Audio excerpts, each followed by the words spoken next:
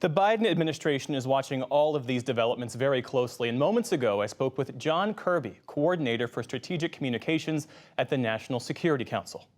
John Kirby, welcome back to the NewsHour. Thank you very much for having me.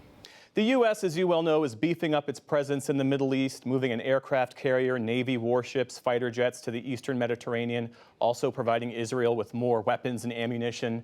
Does that massive response, beyond sending a show of support, does it signal that the U.S. is concerned about the potential for other parts of the region being drawn into this war between Israel and Hamas? What it shows, or what it demonstrates, is how seriously we take our national security interests. And so there's really two messages coming out of this. One is reassurance to the American people and, frankly, to our allies and partners that we have national security interests in the region, and we will make sure that we're able to meet those commitments. And two, deterrence, that no other actor, be it a terrorist group or no other nation state, ought to think that this is a good time to take advantage of the violence inside Israel for their own ends, because their interests are inimical to that of Israel. Israel is a friend and a partner, and a close one at that. And so we're sending that strong message of deterrence. Well, in his remarks yesterday, President Biden warned other parties in the region about joining the attack against Israel. What is the administration most concerned or worried about? We are certainly, first and foremost, concerned about making sure that the Israeli people and their armed forces have the capabilities and the tools to defend themselves. That's the first order of business. Number two is, of course, making sure that we get more granular information about Americans whose whereabouts are unknown right now. Sadly, we have 11 families, American families, that are grieving the loss of loved ones. We don't want that number to grow, so we're trying to get more information about them. And then the other thing we're focused on right now is making sure that we are able to communicate with Americans who are in Israel. Many live there, work there, travel there, so that they know that there's resources at the State Department and at the embassy that they can draw on for more information about the situation where they are, and if they want to leave, how to do that. As you work to learn more information about the Americans in the region, yesterday, Israel's Minister for Strategic Affairs, he said that Americans were taken hostage by Hamas. He said that definitively.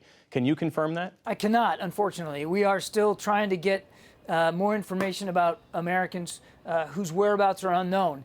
We have to accept the possibility that at least some of those unaccounted for Americans could be held hostage by Hamas right now, but we just don't have specific information to be able to confirm that. Israel says it's not negotiating to get the hostages that Hamas has. Does the U.S. agree with that position with respect to the potential American hostages? I'll let Israel speak for itself. I can tell you that there's no higher priority for President Biden than the safety and security of Americans overseas. We've acted and will continue to act in the interest of making sure that Americans who are held hostage or wrongfully detained overseas get home with their families. But we don't usually talk publicly about how we go about doing that, and I don't think I want to break precedent here today.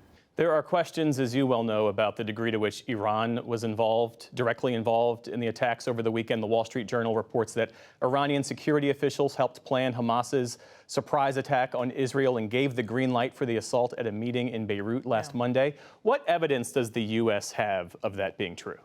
Right now, none. We're looking very hard to see if there is corroborating evidence that proves that Iran was a participant in these attacks, but we just haven't seen it. And frankly, our Israeli counterparts, they haven't seen it either. But look, I mean, make no mistake, there's a degree of complicity here just because Iran's been supporting Hamas now for many, many years. Weapons, tools, capabilities, training.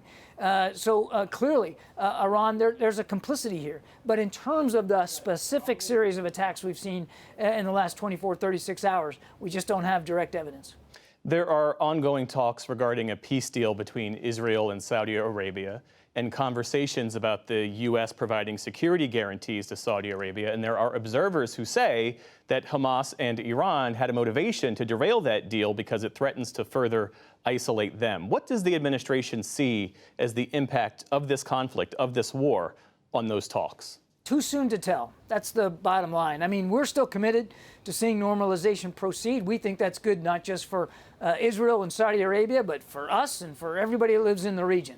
Obviously, those are decisions that only Israel and Saudi Arabia can make, but in working towards it, they'll find no better friend than the United States. And we still believe that that's months and months away, and there's still opportunity to pursue that era of diplomacy, that degree of diplomacy, and we want to see it continue to persist. But right now, look, obviously, right now, the focus has got to be on making sure Israel can defend itself against these Hamas terrorists. That's squarely where our energies are being applied. Both U.S. and Israeli officials say that none of Israel's intelligence services had any specific warnings that Hamas was going to try to carry out this spectacular attack by land, by sea, and by air ahead of time. What accounts for that intelligence failure? There's going to be a time where we appropriately will take a look at the intel picture and what was missed, by whom and when. We'll do that. I'm sure the Israelis will do that, but now's not that time. The time right now is to make sure Israel can defend itself, that we can get better information about the Americans who are in Israel, particularly the ones we are unaccounted for, and then also to make sure we're looking after those families that have just received the worst possible news that any family can receive about a loved one yesterday and today. We've got to make sure that they get the support that they need. Again, there'll be a time to take a look at the intel picture. We'll do that. They will do that. But right now, we got to stay focused on the task at hand. Understood. Lastly, John Kirby, Israel announced its largest ever mobilization, more than 300,000 Army reservists called up in response to these attacks. It raises the specter of a wider regional war. How is the Biden administration aiming to contend with that alongside the war in Ukraine and a rising confrontation with China? Well, again, nobody wants to see the war in Ukraine go on one day longer. Nobody wants to see any of the terrorist attacks and the violence we've seen in Israel, certainly. We are a big enough, powerful enough, economically viable and vibrant enough country to be able to support multiple national security interests around the world. You mentioned the tensions in the Indo-Pacific, clearly, that are caused by the PRC. And we've got ships and stations and aircraft and personnel, thousands and thousands of them in the Indo-Pacific, who they'll still be on the task today and tomorrow and next week. We are supporting Ukraine as they fight back on Russian aggression. That's important, too. That support needs to continue. And obviously, we're going to stay focused on making sure Israel has what it needs. We have a long-standing defense relationship with Israel. That's not going to change going forward. John Kirby is coordinator for strategic communications at the National Security Council. Thanks for your time this evening. Yes, sir.